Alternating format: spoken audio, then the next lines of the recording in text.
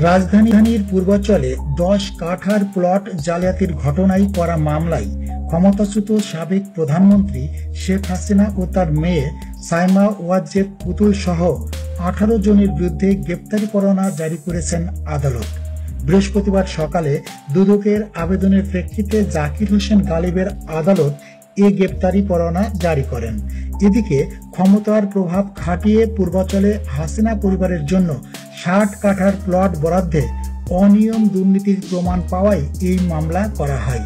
এটি অন্তর্বর্তীকালীন সরকারের সময় গঠিত কমিশনের পক্ষ থেকে শেখ হাসিনা ও তার পরিবারের সদস্যদের বিরুদ্ধে প্রথম মামলা। এ সময় মামলায় বলা হয়েছে, আসামিরা পরস্পর যোগসাজশে ক্ষমতার অপব্যবহার করে 10 কাঠার 6টি প্লট বরাদ্দ প্রদান ও গ্রহণ করেন, যা দুর্নীতি হিসাবে শাস্তিযোগ্য অপরাধ। প্লট বরাদ্দ প্রক্রিয়ায় জড়িতদের বিরুদ্ধেও পর্যায়ক্রমে মামলা করা হবে।